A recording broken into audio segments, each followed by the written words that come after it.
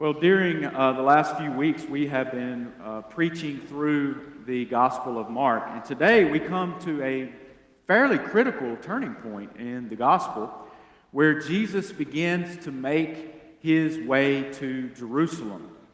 And we know that the Gospel of Mark has been written to help us to understand more about the identity of this man, Jesus.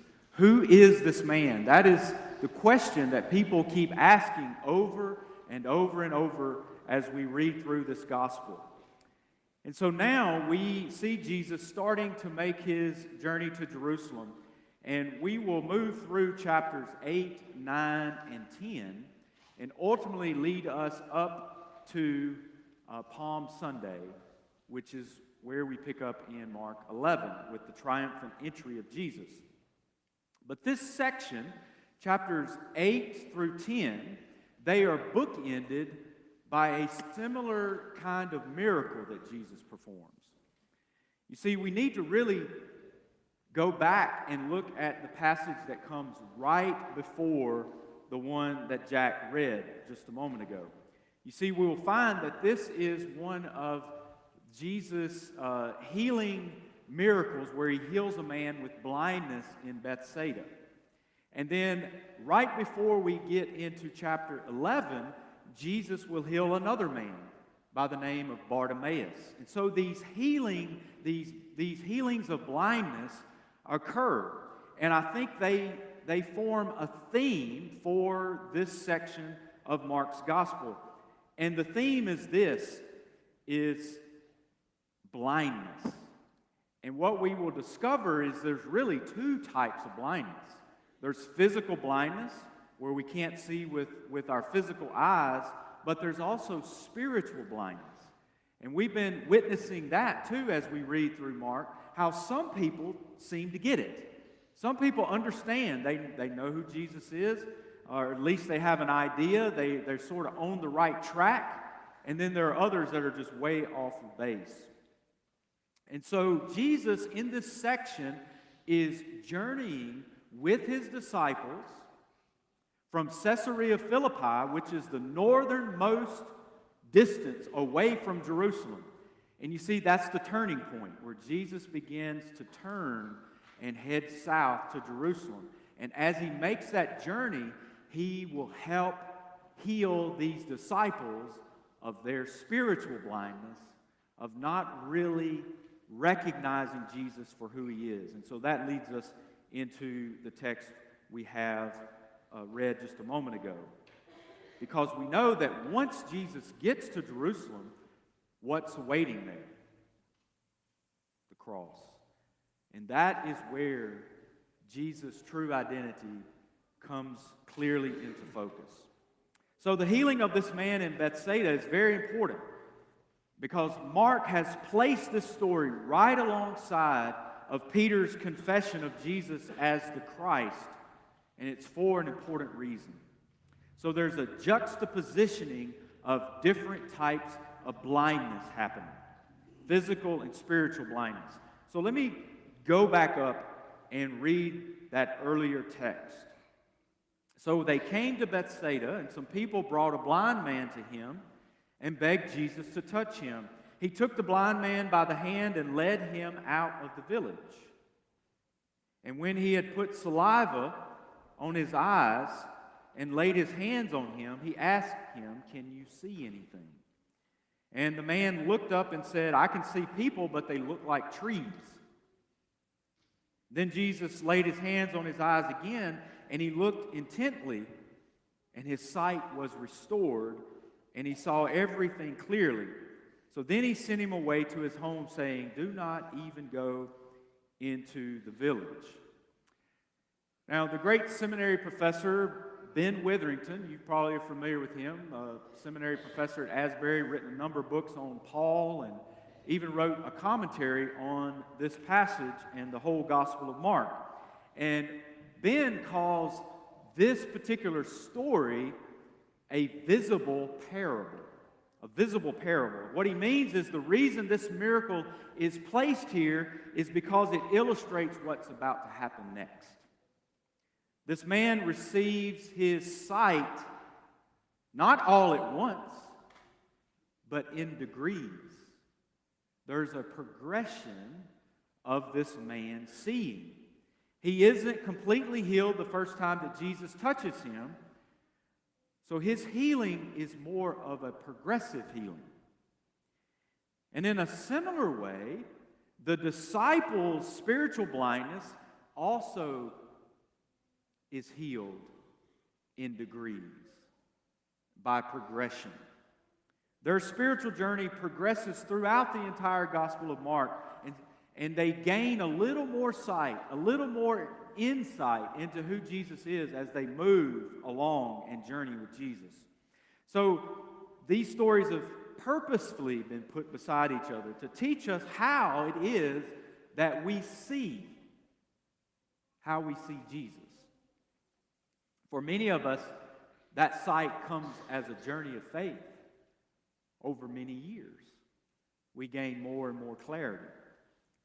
Now, let's look back at the story for a second. So, this physical man receives sight, and then immediately after, the spiritually blind disciples, they do not understand who Jesus really is. But in this passage that Jack read, it seems as though Peter gets it.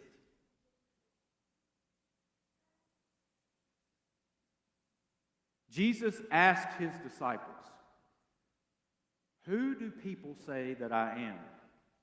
Now, there have been many wrong answers given up to this point in the Gospel of Mark. There are some people that have said he's a madman, he's crazy.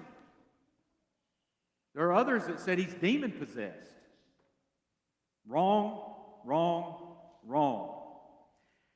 Even Herod says that Jesus is Elijah raised from the dead. Wrong. Now, there are other people that give sort of half answers. They sort of get it. For instance, there are incomplete answers. Some say Jesus is a good teacher. He's a rabbi.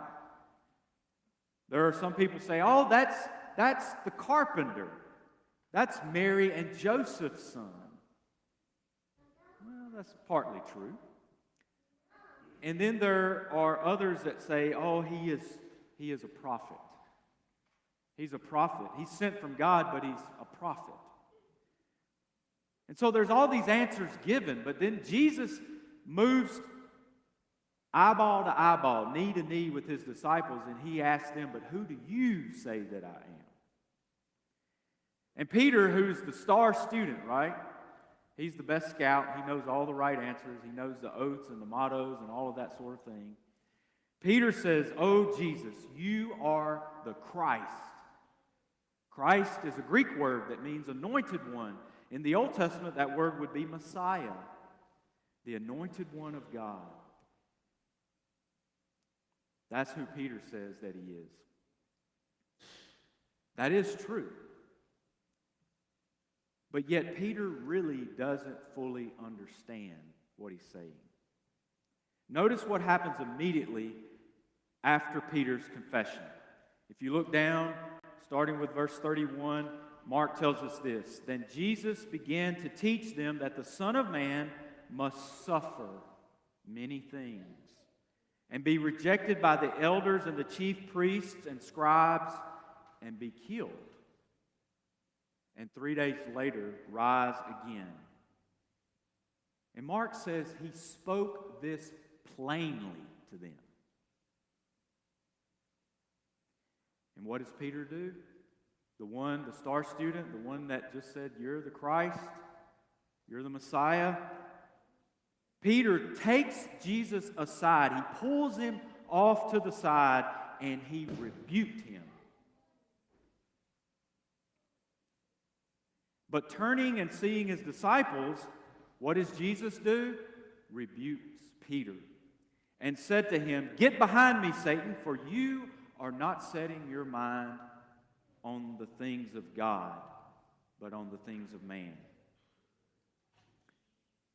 Both of these miracles, the man receiving sight, Jesus speaking plainly about who he is, Both of these miracles happen by what comes out of the mouth of Jesus. Clarity comes from what proceeds from Jesus' lips. How does Jesus heal that blind man? He spits on him. Now, I don't know about you, but spitting is never an acceptable practice. Right? Guys? No spitting, right?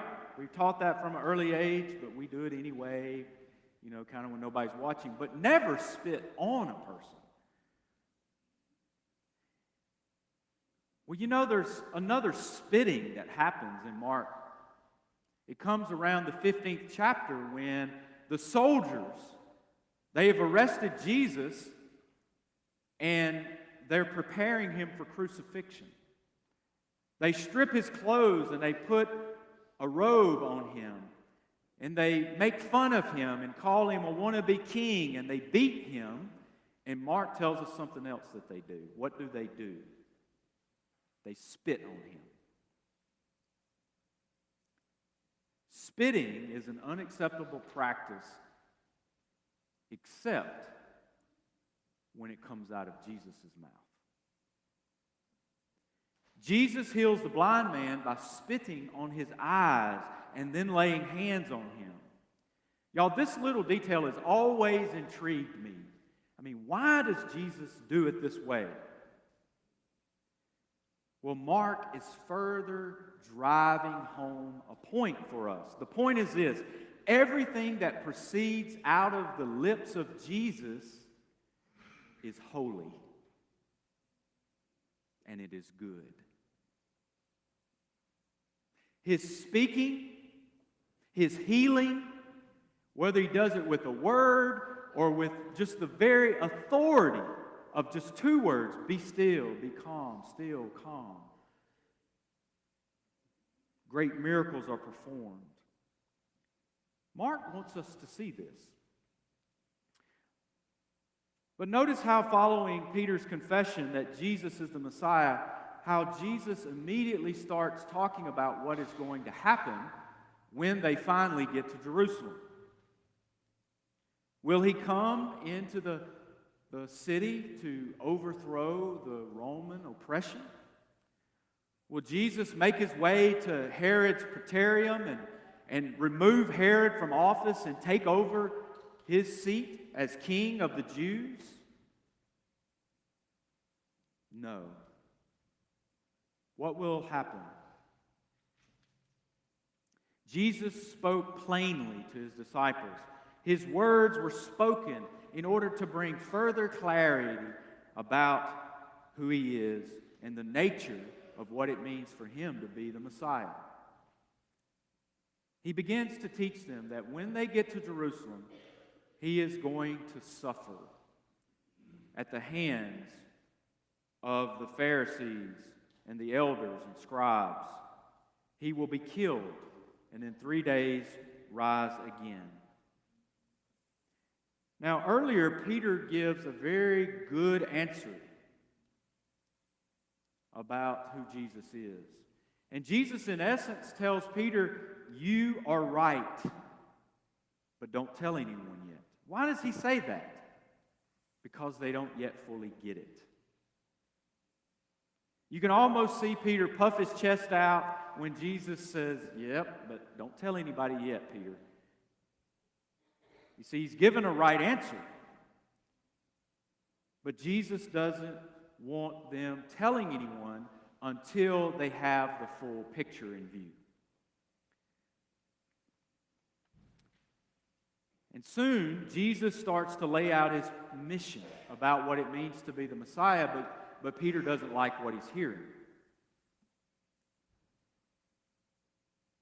What does Peter do? He pulls Jesus aside and he says, no way, Jesus. No way is this going to happen to you. You've got it all wrong, Jesus. This is not what's supposed to happen to the Messiah. Suffering, rejection, death, that's not part of the story. That's not part of your story, Jesus. You see, in terms of common sense values, Peter's not wrong. It is unthinkable that a just man would be killed by unjust men. That's unthinkable. But what does Jesus do? He rebukes Peter and he says, "Get behind me, Satan." You know, he doesn't say, "Peter, be quiet, you're acting like Satan." No, he says, "Get behind me, Satan." You see, Satan has already appeared in the story. Back in Mark chapter 1, when Jesus was led into the wilderness to be tempted by Satan. And what does the devil try to do when Jesus is in the wilderness? But to get him to go a different way other than the cross.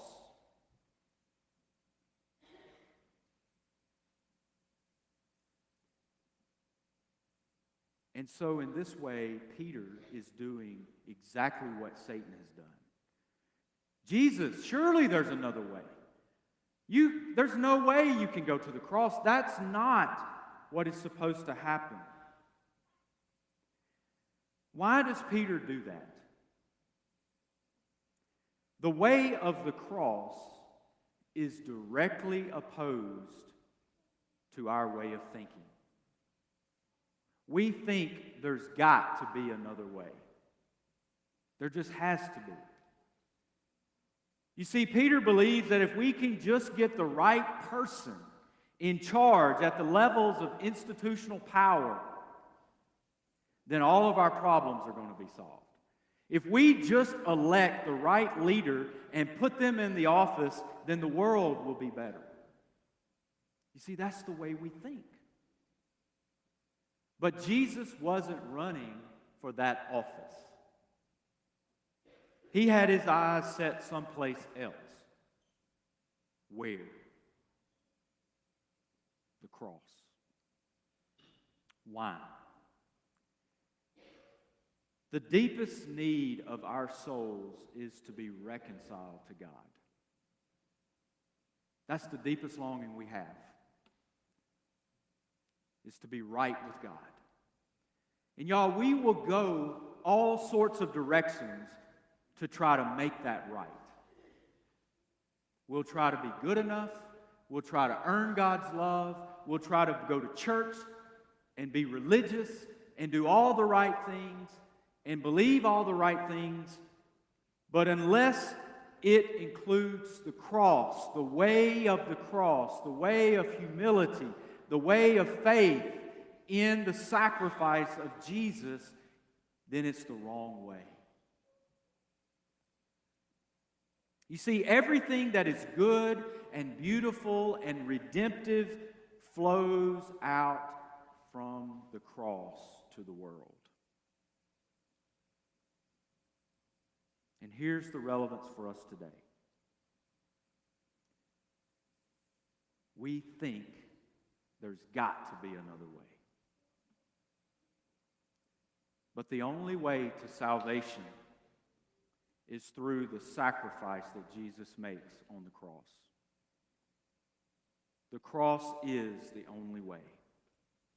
It was the Apostle Paul who says in 1 Corinthians chapter 1, verse 18, For the word of the cross is folly to those who are perishing, but to us who are being saved, it is the power of God. And later in his letter to the Galatians chapter 6, Paul says, But far be it from me to boast except in the cross of our Lord Jesus Christ, for by which the world has been crucified to me, and I to the world. For neither circumcision counts for anything, nor uncircumcision, but a new creation. Dottie Rambo, who is a great gospel hymn writer, wrote a song called I Will Glory in the Cross. And here are the words. I boast not of works, nor tell of good deeds, for naught have I done to merit his grace. All glory and praise shall rest upon him, so willing to die in my place. So I will glory in the cross, lest his suffering all be in vain. And I will weep no more for the cross that he bore. I will glory in the cross. And then this verse, she says, my trophies and crowns, my robe stained with sin, was all that I had to lay at his feet. Unworthy to eat at the table of life, till love made provision for me. I will glory in the cross, lest his suffering all be in vain. I will weep no more for the cross that he bore. I will glory in the cross. Where's our glory? Where's our hope?